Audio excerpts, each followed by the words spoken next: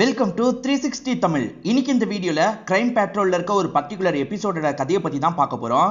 இந்த கதையோட பிளாட்டை பத்தி நான் சொல்றேன். ஆக்சுவலா ஒரு பெரிய குடும்பம் இருக்காங்க. அந்த குடும்பத்துல இருக்க ஒவ்வொருத்தரா மர்மமான முறையில கொலை செய்யப்படுறாங்க. இதுக்கெல்லாம் காரணம் யாருன்னு கண்டுபிடிக்கிற கதை தான் இந்த கதை. இல்ல நிறைய கேரக்டர்ஸ் வருவாங்க. நான் பேரை சொல்லும் போது நல்லா ஞாபகம் வச்சுக்கோங்க. அப்பதான் கதை உங்களுக்கு தெளிவா புரியும். எக்ஸ்பிளனேஷனுக்குள்ள போறதுக்கு முன்னாடி வீடியோக்கு ஒரு லைக் போடுங்க. அது மூலியமா இந்த வீடியோ இன்னும் நிறைய பேர்கிட்ட கொண்டு போய் சேர்க்கப்படும். மேற்கொண்டு டைம் வேஸ்ட் பண்ணாம நம்ம நேரடியா எக்ஸ்பிளனேஷனுக்குள்ள போயிடலாம். எப்பவுமே பின்னாடி நடக்க போற சீன்ல இருந்து தானே கதையை ஆரம்பிப்பாங்க. அந்த மாதிரி ஸ்னேகான்ற ஒரு பொண்ணை காட்டுறாங்க. இந்த பொண்ணு இருக்காங்கல்ல, மேல் அதிகாரிகளுக்கு தான் மெயில் பண்ணிட்டு இருக்காங்க. ஆக்சுவலா எங்க குடும்பத்துல ஒவ்வொருத்தரா மர்மமான முறையில கொல்லப்படுறாங்க. இங்க இருக்க எஸ்ஐ சரியா விசாரிக்க மாட்டாரு. நீங்க வந்து விசாரிச்சா நல்லா இருக்கும்ன்ற மாதிரி தான் அனுப்பி வைக்கிறாங்க. 2-3 நாள் கழிச்சு தான் இன்ஸ்பெக்டரோட பார்வைக்கு இந்த விஷயம் வருது. அசிஸ்டன்ட்டுங்க தான் கொண்டு வராங்க. இன்ஸ்பெக்டரும் உடனே போலான்னு சொல்லிட்டாரு. இப்ப இன்ஸ்பெக்டரும் டீமும் அந்த இடத்துக்கு கிளம்பி வராங்க. அங்க ஒரு ஷாக்கிங்கான விஷயத்த பாக்குறாங்க போல. இப்பதான் கதையை ஸ்டார்டிங்ல இருந்து என்ன நடந்ததுன்னு காட்ட ஆரம்பிக்கிறாங்க. இந்த ஊர்ல ஒரு பண்ணையார் குடும்பம் இருக்கும். அவங்க என்ன பண்ணுவாங்கன்னா கடன் மாதிரி காசு தருவாங்க. திரும்பி தரலன்னு வச்சுக்கோங்களேன், இடத்தை எழுதி வாங்கிடுவாங்க. அந்த மாதிரி இடத்தை இழந்த ஒரு நபர் இருக்கார்ல, தூக்க மாட்டி இறந்து போயிடுறாரு. இந்த ஸ்பாட்டுக்கு கடன் கொடுத்த ரமேஷ்ன்றவர் வந்துடுறாரு. ரமேஷே இப்படி நடக்கும்னு எதிர்பார்த்திருக்க மாட்டாரு. ஒன் நாள் தாண்டா இவன் இறந்து போனா அப்படின்ற மாதிரி ஊர் மக்கள்லாம் ஒண்ணு சேர்ந்துடுறாங்க. ரமேஷை அடிக்கிற மாதிரிலாம் வந்துட்டு இருக்காங்க. ரமேஷோட சின்ன தம்பி இங்கதான் இருக்காரு. பேர் அசோக் அப்படின்றது. அவர் தான் தடுக்கிறாரு. ஆக்சுவலா ஹஸ்பண்டை இழந்தவங்களோட பேரு சாந்தி அப்படின்றது. சாந்தி தான் குறிப்பா ரொம்ப கோவப்படுறாங்க. நீ எல்லாம் நல்லா இருக்க மாட்ட, உன் ஃபேமிலி எல்லாம் நல்லா இருக்காது அப்படின்ற மாதிரிலாம் சொல்லிட்டு இருக்காங்க. ஆனா அசோக் இருக்கார்ல, இப்ப அந்த குரூப்பை சமாதானப்படுத்துறாரு. அண்ணனை சேஃபா இங்க இருந்து கூட்டு போயிடுறாரு. இப்ப வேற ஒரு நாள் நைட்டு நடக்கிறத நமக்கு காட்டுறாங்க. ரமேஷ்னு ஒருத்தரை காமிச்சாங்கல்ல, அவரோட ஒய்ஃப் தான் இவங்க. பேரு சுமதி அப்படின்றது. ஹஸ்பண்ட் இன்னும் வரலன்ற மாதிரி வாசல்ல வெயிட் பண்ணிட்டு இருக்காங்க. இவங்க பொண்ணா ஸ்னேகா இருப்பாங்க. இவங்களுக்கு 2 பொண்ணு. அதுல மூத்த பொண்ணு தான் ஸ்னேகா. இந்த ஸ்னேகாவை தான் ஸ்டார்டிங்லயே நமக்கு காமிச்சிருப்பாங்க. அப்பா வருவாருமா, நீங்க உள்ள வாங்கன்ற மாதிரிலாம் பொண்ணு சொல்றா. அப்பாவை பொறுத்த வரைக்கும் குடிப்பழக்கத்துக்கு ரொம்ப அடிமையா இருக்காரு. அடிக்கடி இப்படிதான் லேட்டா வந்துட்டு இருக்காரு. பொண்ணுமே சமாதானம் பத்தி வீட்டுக்குள்ள கூட்டு வரா. ரமேஷை பொறுத்த வரைக்கும் சுரேஷ்ன்ற மாதிரி நடுவுல ஒரு தம்பி இருக்காரு. சுரேஷ் என்ன ஏதுன்னு கொஞ்சம் பார்க்க சொல்லி அண்ணி சொல்றாங்க. ஆனா சுரேஷோட ஒய்ஃப் மீனா இருக்காங்கல்ல, பயங்கரமா டென்ஷன் ஆயிடுறாங்க. உங்க ஹஸ்பண்ட் குடிச்சிட்டு தினமும் லேட்டா வருவாரு, அதுக்கு என்னோட ஹஸ்பண்ட் போய் தேடணுமா, அவரே வந்துருவாரு அப்படின்ற மாதிரிலாம் கோவமா சொல்றாங்க. இதனால 2 ஃபேமிலிக்குள்ளேயும் சண்டை மாதிரிலாம் ஏற்படுது. அப்பதான் ஊர் மக்கள் இருக்காங்கல்ல, இவர் குடிச்சு பாருக்கு வெளியே விழுந்து கிடந்தாரு அப்படின்ற மாதிரி தூக்கிட்டு வந்திருக்காங்க. இன்னைக்கு நேத்து இந்த விஷயம் நடக்கல, ரெகுலராவே இந்த விஷயம் நடந்துட்டு இருக்கு. இதனால மீனா இருக்காங்கல்ல, பயங்கரமா புலம்புறாங்க. இந்த குடும்பத்துக்குன்னு ஒரு மரியாதை இருக்கு, உங்க ஹஸ்பண்ட் எல்லாத்தையும் காலி பண்ணிடுவாரு போல அப்படின்ற மாதிரிலாம் திட்டுறாங்க. அதே சமயம் சுரேஷும் கோவப்படுறாரு. இந்த மாதிரிலாம் பண்றதா இருந்தா வேற வீட்டை பாத்துக்கோங்க, இந்த வீட்டுல இருக்கக்கூடாது அப்படின்ற மாதிரிலாம் சொல்லிட்டு இருக்காரு. ஏன் இந்த வீட்டுல எனக்கும் உரிமை இருக்குன்ற மாதிரிலாம் சுமதி சொல்றாங்க. அசோக் தான் 2 குரூப்பையும் சமாதானம் பத்தி வைக்கிறாரு. அசோக் நீ கொஞ்சம் ஹெல்ப் பண்ணு அப்படின்ற மாதிரி சுமதி சொல்றாங்க. அசோக்கும் சரின்ற மாதிரி ஏத்துக்கிறாரு. இவரை படுக்க வைக்கணும்ல, 2 பேருமே சேர்ந்த மாதிரி தான் ரூமுக்கு தூக்கிட்டு வராங்க. செம்ம போதையில இருக்காரு. இவங்க 2 பேருமே சேர்ந்த மாதிரி அவரை பெட்ல படுக்க வச்சிட்டு இருக்காங்க. அப்படி படுக்க வச்சிட்டு இருக்கும் போது இந்த சுமதியோட சேலை இருக்கு பாத்தீங்களா, கொஞ்சம் இறங்க ஆரம்பிக்குது. இந்த விஷயத்தெல்லாம் அசோக் குறுகுறுன்னு பார்த்துட்டு இருக்காரு. அசோக்கை பொறுத்த வரைக்கும் இவங்க அண்ணி முறை இருந்தாலும் குறுகுறுன்னு பார்த்துட்டு இருக்காரு. இந்த விஷயத்த அவங்களுமே கவனிச்சிடுறாங்க. கவனிச்சவங்க கோவம் தானே பண்ணோம், ஆனா கோவப்பட மாட்டாங்க. இப்ப ஹஸ்பண்ட தொடுற மாதிரி இவரை தொட்டுட்டு இருக்காங்க. 2 பேருமே கொஞ்சம் நெருக்கமா இருந்துட்டு இருக்காங்க. 2 பேருக்குள்ளேயும் இந்த மாதிரி கொஞ்ச நாள் பழக்கம் போயிட்டு இருக்கு போல. இதெல்லாம் நடந்துட்டு இருக்கும் போது கரெக்டா ஸ்னேகா இந்த இடத்துக்கு வந்துடுறா. அப்பாவை பாக்குறதுக்காக தான் வந்திருக்கா. இதனால அசோக் இருக்கார்ல, இங்க இருந்து கிளம்பிடுறாரு. சுமதிக்கு 2 பொண்ணு இருக்கிறதா சொல்லியிருப்பேன். இப்பதான் சின்ன பொண்ணு நமக்கு காட்டுறாங்க. இவ பேரு சுஜி அப்படின்றது. சுஜி இருக்கால, பாய் ஃப்ரெண்ட் கூட சேர்ந்த மாதிரி தான் ஐஸ்கிரீம் சாப்பிட்டுட்டு இருக்கா. பாய் ஃப்ரெண்டோட பேரு யோகேஷ் அப்படின்றது. ஆக்சுவலா ஸ்டார்டிங் சாந்தின்னு ஒருத்தங்களை காமிச்சாங்கல்ல, அதாவது ஹஸ்பண்டை இழந்த மாதிரி ஒருத்தங்களை காமிச்சாங்கல்ல, அவங்களோட பையனா தான் இந்த யோகேஷ் இருப்பாரு. இவரோட அப்பா இறந்து போனதுக்கே ரமேஷ் தான் காரணம். இருந்தாலுமே அவரோட பொண்ணியை யோகேஷ் லவ் பண்ணிட்டு இருக்காரு. நம்ம லவ் பண்றது மட்டும் வீட்டுல தெரிஞ்சா அவ்வளவுதான் அப்படின்ற மாதிரி சுஜி சொல்றாங்க. ஆமா அவ்வளவுதான் அப்படின்ற மாதிரி இவனும் கொஞ்சம் வில்லத்தனமா சொல்றான். இவன் ஏதோ ஒரு பிளானோட பழகிட்டு இருக்கான் போல. சாந்தியை பொறுத்த வரைக்கும் காலேஜ் ஸ்டூடெண்டா இருப்பாங்க. எக்ஸாமுக்கு ப்ரிப்பேர் பண்ணிட்டு இருக்காங்க. அப்பதான் சுஜியும் ரூம்குள்ள வரா. எங்க சுத்திட்டு வரன்ற மாதிரி கேக்குறாங்க. என் ஃப்ரெண்டு கூட தான் சுத்திட்டு வரன்ற மாதிரி சொல்றா. அதாவது பொண்ணு ஃப்ரெண்டு கூட சுத்திட்டு வரதா சொல்றா. ஆனா சாந்திக்கு டவுட் வருது. யாரையாவது லவ் பண்றியா, ஒழுங்கா சொல்லுன்ற மாதிரிலாம் கேக்குறாங்க. யாரையும் லவ் பண்ணல அப்படின்ற மாதிரிலாம் இவ சொல்லிட்டு இருக்கா. ஐஸ்கிரீம் சாப்பிட்டிருக்க போலயே ஒழுங்கா தொடன்ற மாதிரி இவங்களுமே தொடச்செல்லாம் விடுறாங்க. நோண்டி நோண்டி கேள்வி கேட்கறாங்க. ஆனா இவ இருக்கல்ல, நான் லவ் எல்லாம் பண்ணல, நீ தானே காலேஜ் படிக்கிற, நீ யாரையாவது லவ் பண்றியா அப்படின்ற மாதிரி பதிலுக்கு கேட்கிறா. இவங்க ரெண்டு பேருமே ஜாலியா விளையாடுற மாதிரி நமக்கு காட்டுறாங்க. ஆக்சுவலா ரமேஷ் சுரேஷ் சேர்ந்த மாதிரி தான் நிறைய பேரோட இடத்தை ஏமாத்திலாம் வாங்கியிருப்பாங்க. அசோக் பெருசா அதெல்லாம் தலையிட மாட்டாரு. ரமேஷ் குடிப்பழக்கத்துக்கு ரொம்ப அடிமையா மாறிட்டார்ல, அதனால தான் குடும்பத்துல தினம் தினம் அசிங்கப்பட்டு இருக்காரு. இதை பாக்குற பொண்ணுக்கு கஷ்டமா இருக்கு. தயவு செஞ்சு இதுக்கப்புறம் குடிக்காதீங்கப்பா அப்படின்ற மாதிரிலாம் கெஞ்சி கேக்குறாங்க. நீ இவ்வளவு கேட்டுட்டலமா, இதுக்கப்புறம் உனக்காக அப்பா குடிக்க மாட்டேன் அப்படின்ற மாதிரிலாம் இவர் சொல்லிட்டாரு. இது போதுன்ற மாதிரி பொண்ணுமே சந்தோஷமா அப்பாவை கட்டி பிடிச்சுக்கிறாங்க. அடுத்த கொஞ்ச நாள் ஒழுங்கா தான் இருக்காரு. திடீர்னு பார்த்தா ஒரு நாள் நைட்டு வராம இருக்காரு. சுமதியும் என்னாச்சு ஏதாச்சுன்ற மாதிரிலாம் யோசிக்கிறாங்க. சுரேஷை பொறுத்த வரைக்கும் ஆலோக்குன்னு ஒரு பையன் இருப்பான். அந்த பையனை கூப்பிட்டு பேசுறாங்க. பெரியப்பா இன்னும் வரல, எங்க இருக்காருன்னு கொஞ்சம் பார்த்துட்டு வான்ற மாதிரி சொல்றாங்க. சரின்ற மாதிரி இந்த ஆலோக்குன்ற பையனும் ஏத்துக்கிறான். மழை வேற பெஞ்சிட்டு இருக்கு, கொடையை எடுத்துட்டு போலான்ற மாதிரி இவனுமே கொடையை எடுத்துட்டு வெளியே போறான். இந்த விஷயத்த மீனா கவனிச்சிடுறாங்க. உங்க ஹஸ்பண்ட தேடணும்னா உங்க பசங்களை அனுப்ப வேண்டியதானே, எதுக்காக என்னோட பையனை அனுப்பி வச்சீங்கன்ற மாதிரிலாம் கோவப்படுறாங்க. இவங்க ரெண்டு பேரும் ஆர்கியூ பண்ணிட்டு இருக்கும் போது ஸ்னேகா இந்த இடத்துக்கு வந்துடுறாங்க. என்ன பிரச்சனை அப்படின்றது ஸ்னேகாக்கு புரிஞ்சிருது. இப்ப என்ன, உங்க பையன் தேடக்கூடாது, நானே தேடிக்கிறேன், உங்க பையனை நான் சீக்கிரமா அனுப்பி வச்சிடுறேன், நீங்க ரெண்டு பேர் தேவையில்லாம சண்டை போடாதீங்க அப்படின்ற மாதிரி ஸ்னேகா சொல்றாங்க. இப்ப ஆலோக்கோ பிடிக்கணும்ன்ற மாதிரி இவங்களும் வேகமா இங்க இருந்து கிளம்ப ஆரம்பிக்கிறாங்க. ஆலோக் வந்துட்டு இருந்தான் பாத்தீங்களா, யாரோ ஒருத்தர் ஜூஸ தராரு. இந்த பையனுமே ஜூஸை வாங்கி சந்தோஷமா குடிக்கலாம் ஆரம்பிக்கிறான். அந்த ஜூஸை குடிச்சோன்னே இவனுக்கு தொண்டெல்லாம் அடைக்கிற மாதிரி இருக்கு. ஒரு ஸ்டேஜ்ல கீழே விழுந்துடுறான். இப்ப ஸ்னேகா வந்துட்டு இருக்கிறத நமக்கு காட்டுறாங்க. ஆலோக்கோட செருப்பு ஒரு இடத்துல விழுந்துட்டு இருக்கிறது ஸ்னேகாக்கு தெரியுது. என்ன செருப்பு இங்க இருக்கு, இவன் எங்க போனான் அப்படின்ற மாதிரிலாம் தேடிட்டு இருக்காங்க. பார்த்தா ஒரு இடத்துல அவன் கீழே விழுந்து இறந்து போயிருக்கான். என்னாச்சு ஏதாச்சுன்னு பாக்குறாங்க. கண்டிப்பா அவன் இறந்து போயிருக்கான்னு தெரிய வருது. இப்ப எல்லாருக்குமே தகவலை கொடுக்குறாங்க. ஆலோக் இறந்து போயிட்டானே அப்படின்ற மாதிரி எல்லாருமே ஃபீல் பண்ணிட்டு இருக்காங்க. மீனா இருக்காங்கல்ல, சுமதி மேலதான் கோவப்படுறாங்க. ஒன்னால தான் இந்த மாதிரி நடந்தது அப்படின்ற மாதிரிலாம் திட்டிட்டு இருக்காங்க. நான் இந்த மாதிரிலாம் நடக்கும்னு கொஞ்சம் கூட எதிர்பார்க்கல அப்படின்ற மாதிரி சுமதி அழுதுட்டு இருக்காங்க. இதெல்லாம் நடந்துட்டு இருக்கும் போதுதான் இந்த இடத்துக்கு ரமேஷ் வந்துடுறாரு. ரமேஷ் வழக்கம் போல குடிச்சிட்டு லேட்டா தான் வந்திருக்காருன்னு உங்களுக்கு தெரிய வருது. இப்ப எல்லாருமே ரமேஷ் மேலயும் கோவப்பட்டு இருக்காங்க. இந்த சாவுக்கு என்ன காரணம் தெரியல. இப்ப இறுதி சடங்கு வேலையெல்லாம் பண்ணிட்டு இருக்காங்க. அப்படி பண்ணி வந்துட்டு இருக்கும் போது சாந்தி குறுக்க வந்துடுறாங்க. என் குடும்பத்தை அழிச்சிங்கல்ல, உங்க குடும்பமும் சீக்கிரமா அழியோன்ற மாதிரி சாபம்லாம் விட்டுட்டு இருக்காங்க. எதிர்த்து இவங்களால எதுவுமே பேச முடியல. இவங்களே சோகத்துல இருக்காங்கல்ல, எதுவுமே பேசாம சைலண்டா இங்க இருந்து கிளம்புறாங்க. இப்படியே நாட்கள்லாம் ஓடிட்டு இருக்கு. ரமேஷ் திரும்பி காணாம போயிடுறாரு. என்ன ரமேஷ் திரும்பி காணாம போயிட்டாரு அப்படின்ற மாதிரி வீட்டை சேர்ந்த எல்லாருமே யோசிக்கிறாங்க. இந்த சுமதி இருக்காங்கல்ல, என்ன ஏதுன்னு கொஞ்சம் பாருங்கன்ற மாதிரி அங்க இருக்க சுரேஷ் கிட்ட சொல்றாங்க. ஆனா சுரேஷ் என்னெல்லாம் தேட முடியாது, ஏற்கனவே தேடி போய் தான் என்னோட பையன் இறந்து போயிட்டான் அப்படின்ற மாதிரிலாம் கோவப்பட்டு இருக்காரு. யாருமே தேட மாட்டாங்க அப்படின்ற மாதிரி சுமதி ஃபீல் பண்ணிட்டு இருக்காங்க. அசோக் இருக்கார்ல, நான் வேணா தேடுறேன்ற மாதிரி தேடுறாரு. ஆனா கண்டுபிடிக்க முடியல. இதுக்கப்புறமும் நம்ம தேடி டைம் வேஸ்ட் பண்ண வேணாம், நேரா போலீஸ் ஸ்டேஷன்ல போய் கம்ப்ளைண்ட் கொடுத்துடலான்ற மாதிரி சொல்லிட்டாரு. சரின்ற மாதிரி சுமதி ஏத்துக்கிறாங்க. இவங்க ரெண்டு பேருமே கம்ப்ளைண்ட் கொடுக்கறதுக்காக வந்துடுறாங்க. அங்க இருக்க எஸ்ஐ இருக்கார்ல, உங்க ஹஸ்பண்ட் போட்டோவை தாங்க, எல்லா ஸ்டேஷனுக்கும் அனுப்பி வைக்கிறேன்ற மாதிரி சொல்லிட்டாரு. இவங்களுமே போட்டோவெல்லாம் தந்துடுறாங்க. இவருமே அனுப்பி தேடுற வேலையெல்லாம் பார்த்துட்டு இருக்காரு. ரொம்ப நாள் ஓடிக்கிட்டே இருக்கு. சுமதிக்கு ஹஸ்பண்ட நினைச்சு ரொம்ப ஃபீலிங்கா இருக்கு. பயங்கரமா அழுதுட்டு இருக்காங்க. ஸ்னேகா இருக்காங்கல்ல, கவலைப்படாதீங்கம்மா, அப்பா சீக்கிரமா கிடைச்சிருவாரு அப்படின்ற மாதிரிலாம் சொல்லிட்டு இருக்காங்க. ஏறக்குறைய 2 மாசத்துக்கு மேல ஆயிடுச்சு. ஹஸ்பண்ட பத்தி எந்த ஒரு தகவலுமே தெரிய வரல. இதை நினைச்சு இவங்களுமே ரொம்ப ஃபீல் பண்றாங்க. இதுக்கப்புறம் ஹஸ்பண்ட் வரமாட்டாரு, ஹஸ்பண்டுக்கு ஏதோ ஆயிடுச்சுன்றது இவங்களுக்கு புரிஞ்சிருது. அதனால ஹஸ்பண்ட் போட்டோக்கு மாலை போட்டுறாங்க. இவங்க பொட்டு பூவெல்லாம் அழைச்சிடுறாங்க. அசோக்கும் சுமதிக்கும் நடுவுல ஏற்கனவே கொஞ்சம் நெருக்கம் இருந்த மாதிரி காமிச்சிருப்பாங்க. இப்ப சோகத்துல வேலை இருக்காங்கல்ல, அவரோட கையை பிடிக்கிறாங்க. இப்ப ஆறுதலா தோல்ல சாஞ்சிடுறாங்க. இது நடந்துட்டு இருக்கும் போது மீனா இந்த இடத்துக்கு வந்து இந்த விஷயத்தெல்லாம் பாத்துடுறாங்க. ரெண்டு பேருக்கும் நடுவுல 10 வயசுக்கு மேல வித்தியாசம் இருக்கும். என்ன இப்படி பண்றாங்கன்ற மாதிரி யோசிக்கிறாங்க. இத பத்திலாம் ஹஸ்பண்ட் கிட்ட சொல்றாங்க. ஹஸ்பண்ட் என்ன பண்ணலாம் அப்படின்ற மாதிரிலாம் யோசிக்கிறாரு. பேசாம ரெண்டு பேருக்கும் கல்யாணம் பண்ணி வச்சிடலாம் அப்படின்ற மாதிரிலாம் சொல்றாரு. இப்ப சுரேஷும் இத பத்தி அசோக் கிட்ட பேசுறாரு. நீ சீக்கிரமா உங்களை கல்யாணம் பண்ணிக்கோ அப்படின்ற மாதிரி சொல்றாரு. அண்ணன் நீ என்ன பேசிட்டு இருக்க, எனக்கு ஏற்கனவே பிரியான்ற ஒரு கேர்ள் ஃபிரெண்ட் இருக்கா, நான் அவளதான் கல்யாணம் பண்ணிப்பேன் அப்படின்ற மாதிரிலாம் சொல்றாரு. நான் சொல்றதை கேள்டா, சொத்து நம்ம கையை விட்டு போயிடக்கூடாது, நீயே உங்களை கல்யாணம் பண்ணனா அந்த சொத்தம் நமக்கே கிடைக்கும், புரிஞ்சுக்கோ அப்படின்ற மாதிரிலாம் சொல்றாரு. இருந்தாலுமே தம்பி ஏத்துக்க மாட்டேன்னு அடம் பிடிக்கிறான். பிரியா கண்டிப்பா ஏத்துக்க மாட்டா அப்படின்ற மாதிரிலாம் சொல்றான். பிரியா கிட்ட நீ பேசு, நான் பக்கத்துல இருந்து பாத்துக்கிறேன் அப்படின்ற மாதிரி அண்ணன் சொல்றாரு. இவருமே பிரியா கிட்ட பேசுறதுக்காக வராரு. இப்ப அண்ணி ரொம்ப கஷ்டத்துல இருக்காங்க, நான் அவங்கள கல்யாணம் பண்ணிக்க போறேன்ற மாதிரி சொல்லிட்டாரு. என்ன பேசிட்டு இருக்கான்ற மாதிரிலாம் பிரியா டென்ஷன் ஆயிட்டு இருக்காங்க. எனக்கு பெருசா விருப்பம் கிடையாது, என் அண்ணன் ஃபோர்ஸ் பண்ணிட்டு இருக்காரு, தயவு செஞ்சு என்ன புரிஞ்சுக்கோ அப்படின்ற மாதிரிலாம் அசோக் பேசிட்டு இருக்கான். உன் அண்ணனை கேட்டுதான் என்ன லவ் பண்ணியா அப்படின்ற மாதிரி இவங்க கேக்குறாங்க. இப்ப பலார்னு கண்ணத்துல அரையிறாங்க. அவங்கள கல்யாணம் பண்ணிக்கணும்னு நினைக்கிறல்ல, கல்யாணம் பண்ணிக்கோ, ஆனா ஒண்ணு சொல்றேன், நீலாம் நல்லா இருக்கவே மாட்டே அப்படின்ற மாதிரி கோவமா திட்டிட்டு பிரியாவும் இங்க இருந்து கிளம்பி போயிடுறாங்க. இப்ப 15 நாள் கழிச்சு நடக்கிறத நமக்கு காட்டுறாங்க. இவங்க ரெண்டு பேர் முறைப்படிலாம் கல்யாணம் பண்ணிக்கல, ஆனா சேர்ந்து இருக்கலான்ற மாதிரிலாம் சேர்ந்து இருக்க ஆரம்பிக்கிறாங்க. இந்த விஷயத்தெல்லாம் இந்த சுரேஷும் கவனிச்சிட்டு இருக்காரு. இப்ப ரூம்குள்ள அசோக் உட்காந்துட்டு இருக்கும் போது இவங்களுமே பாலெல்லாம் எடுத்துட்டு வந்து தராங்க. இப்ப அவரை கிஸ்லாம் பண்ணிட்டு இருக்காங்க. சுஜியும் யோகேஷும் லவ் பண்ற மாதிரி நமக்கு காமிச்சாங்க பாத்தீங்களா? இப்ப மலையில ரெண்டு பேருமே சேர்ந்த மாதிரி விளையாடிட்டு இருக்காங்க. இந்த சுஜி மேல கொஞ்சம் தண்ணி எல்லாம் பட்டுது. இந்த யோகேஷ் இருக்கான்ல, கர்ச்சிஃப் எடுத்து தொடச்செல்லாம் விட்டுட்டு இருக்கான்.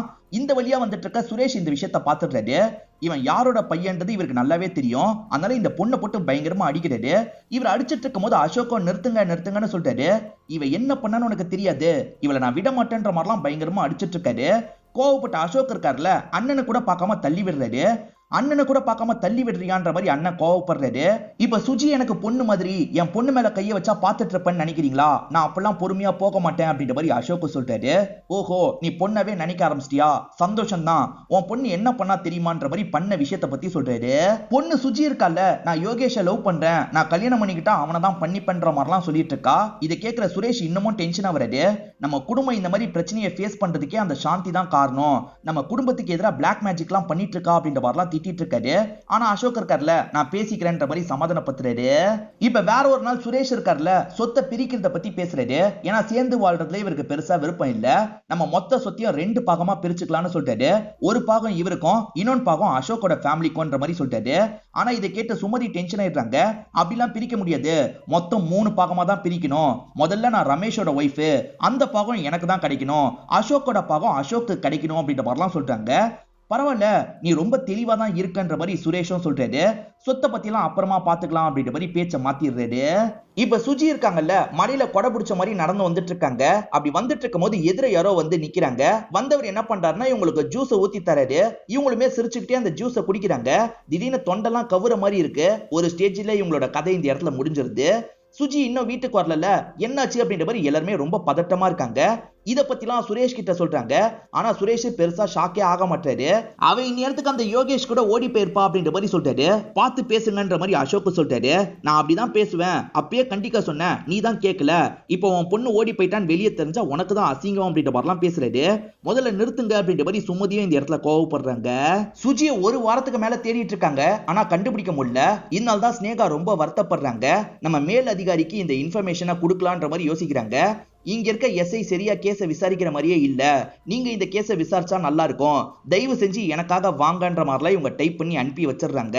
இதை அனுப்பி 2வது நாள் இவங்க கதையை முடிஞ்சிருது. ஆக்சுவலா சாந்தியோட ஹஸ்பண்ட் ஒரு இடத்துல தொங்கிட்டு இருந்தாருல, அங்கதான் இவங்க தொங்கிட்டு இருக்காங்க.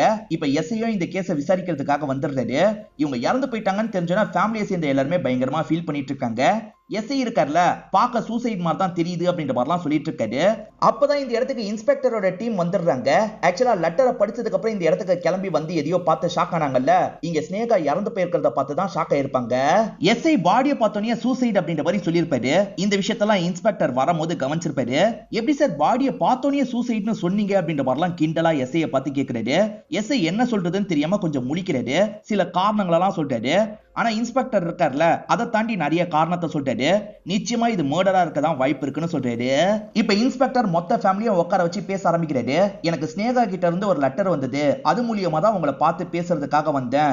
உங்க குடும்பத்தை சேர்ந்தவங்க மட்டும் நிறைய பேர் காணாம போறாங்க, நிறைய பேர் இறந்து போறாங்க, என்ன காரணம்னு நினைக்கிறீங்க அப்படின்ற மாதிரிலாம் கேட்கிறாரு.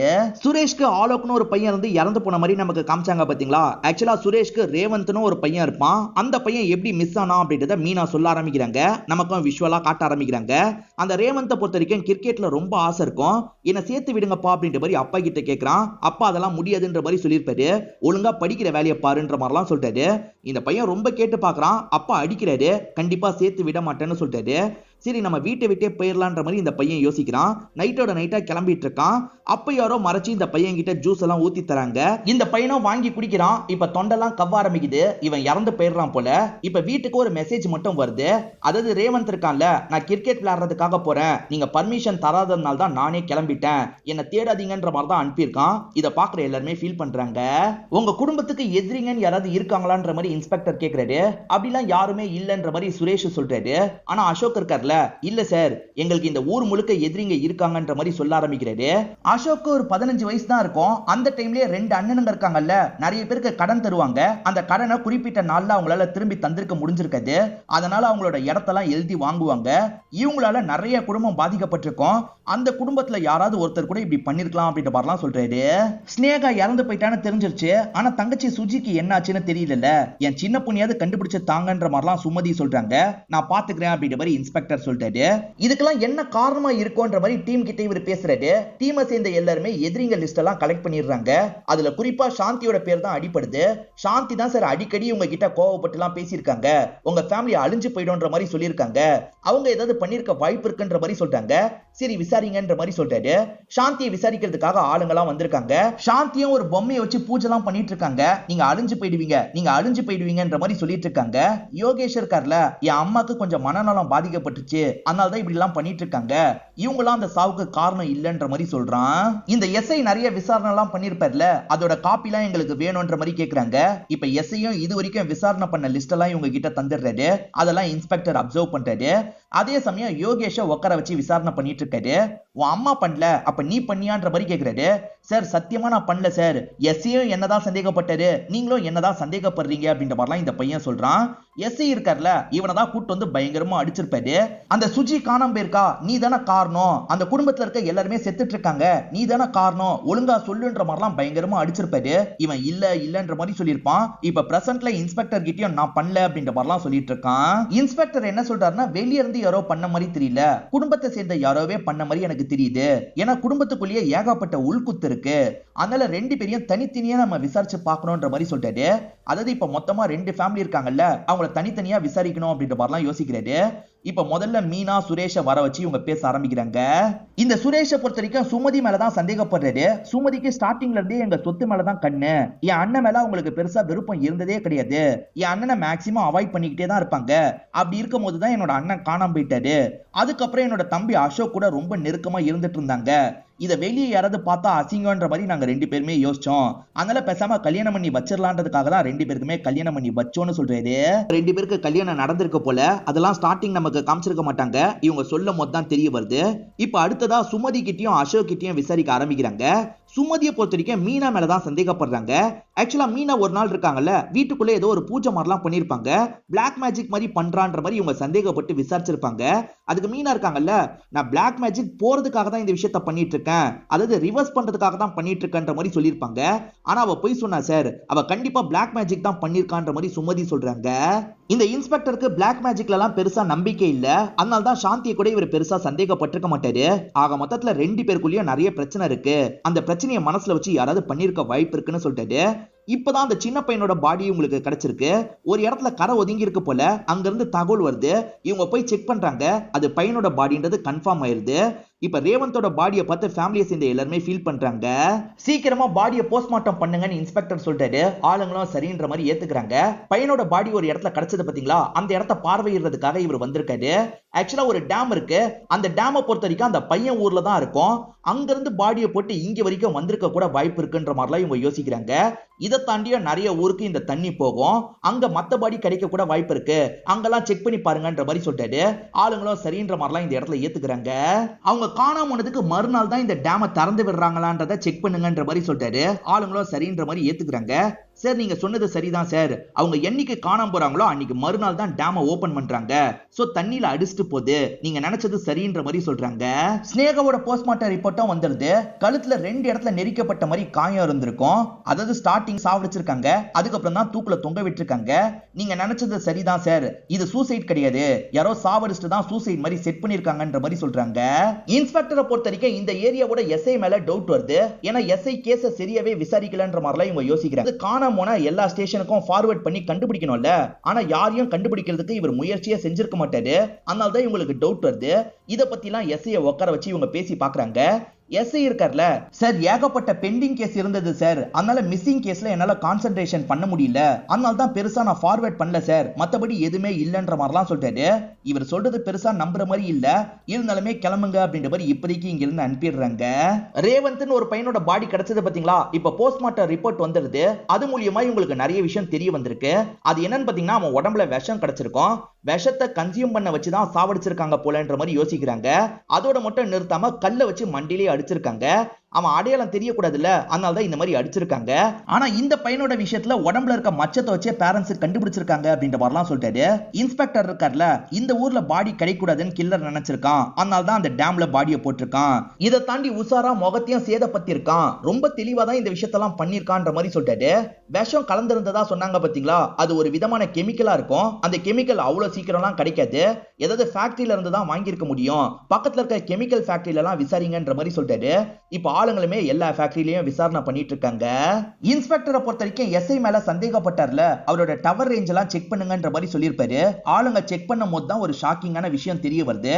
ஆக்சுவலா நிறைய பேர் மிஸ் ஆகும் போது அந்த பகுதியில அவரோட டவர் ரேஞ்ச் இருக்கும். அதாவது கொல்லப்பட்டவங்க எங்க இருந்தாங்களோ அந்த இடத்துல இவரும் இருந்திருக்காருன்ற மாதிரி காட்டுது. ஸ்னேகாவோட பாடியை பார்க்கும் போதே அது கொலைன்ற மாதிரி தெரிஞ்சிருக்கும். ஆனா இவர் சூசைட்னு வேக வேகமா கேஸை முடிக்கிறதுக்கு ட்ரை பண்ணிருப்பாரு. அப்பத்துல இருந்தே இன்ஸ்பெக்டருக்கு இந்த எஸ்ஐ மேல டவுட் இருந்திருக்கும். அதே மாதிரி கேஸையும் சரியா விசாரிக்கலாம்னு தெரிய வந்தது இல்ல, அதனாலதான் இவரை பத்தி முழுசா செக் பண்ணிருப்பாரு. இப்ப இந்த இன்ஃபர்மேஷன் கிடைச்சது இல்ல, அதை பத்தி பேசுறதுக்காக எஸ்ஐயை வர வச்சிருக்காரு. நீ கண்டிப்பா தப்பு பண்ணிருக்க, ஒழுங்கு மரியாதையை ஒத்துக்கோ அப்படின்ற மாதிரிலாம் இவர் கோவமா பேசுறாரு. எஸ்ஐயோ நான் பண்ண தப்பெல்லாம் சொல்லிடுறேன் அப்படின்ற மாதிரி சில தப்பை பத்தி சொல்றாரு.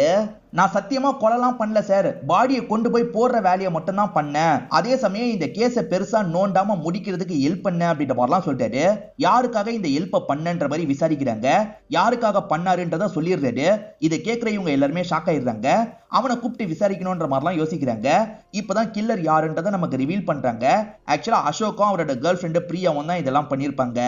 கெமிக்கல் ஃபேக்டரியில எல்லாம் விசாரிச்சாங்க பாத்தீங்களா, அந்த மாதிரி ஒரு கெமிக்கல் ஃபேக்டரியில தான் பிரியா வேலை பாக்குறாங்கன்னு தெரிய வந்திருக்கும். அதனால தான் ரெண்டு பேரையும் உட்கார வச்சிருக்காங்க. எதுக்காக இப்படி பண்ணீங்க, ஒழுங்கா சொல்லுங்கன்ற மாதிரி இன்ஸ்பெக்டர் கேட்கிறாரு. ஆக்சுவலா பிரியாக்காக தான் அசோக் இந்த விஷயத்தெல்லாம் பண்ணிருப்பாரு. பிரியா எனக்கு நிறைய காசு வேணும்ன்ற மாதிரிலாம் கேட்டிருப்பாங்க. சோ ஃபேமிலியோட மொத்த சொத்து நமக்கு வரணும், அதனால ஃபேமிலியில இருக்க எல்லாரையும் காலி பண்ணும் அப்படின்ற மாதிரி யோசிச்சிருப்பாரு. ஒரு சாதாரண ஸ்ட்ரேஞ்சர் கொடுத்தா ஜூஸ் எல்லாம் யாரும் வாங்கி குடிக்க மாட்டாங்கல்ல, இவர் கொடுத்ததுனால தான் ஜூஸை வாங்கி குடிச்சிருப்பாங்க. ஆக்சுவலா ஆலோக் கிட்ட இவர் தான் தந்திருப்பாரு. ஆலோக்கும் சரின்ற மாதிரி ஜூஸ் எல்லாம் வாங்கி குடிச்சிருப்பான். ஜூஸை குடிச்சோடனே தொண்டெல்லாம் அடைக்குது. இவன் மயங்கின மாதிரி கீழே விழுந்துடுறான். இப்ப கல்ல போட்டு இவன் முகத்தை சேதப்பத்தலாம் நினைக்கிறாரு. அதுக்குள்ள அந்த இடத்துக்கு ஸ்னேகா வந்துடுறாங்க. ஸ்னேகா வந்ததுனால இவருமே விட்டுட்டு இங்க இருந்து ஓடி இருப்பாரு. ரமேஷ் நடந்து வந்துட்டு இருக்கும் போது இவரும் எதிர வந்து சரக்கு நீட்டுறாரு.